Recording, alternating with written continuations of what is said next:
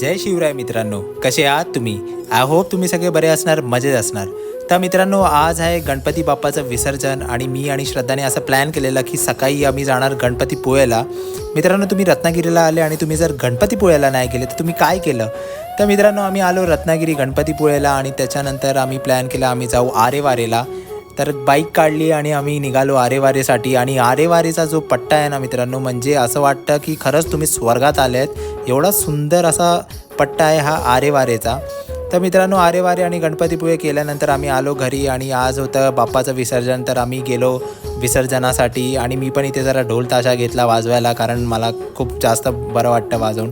आणि तुम्ही पाहू शकतात की इथे विसर्जन कसं होतं, बाप्पाला कसं तळ्यावर घेऊन जातात आणि विसर्जन करतात. तर इथे तुम्ही पाहू शकतात की मित्रांनो, मेजॉरिटी मूर्त्या असतात ते शाडू मातीच्या असतात आणि विसर्जन कशा प्रकारे झालं ते तुम्ही पाहू शकतात. आता भेटू आपण उद्याच्या ब्लॉगमध्ये.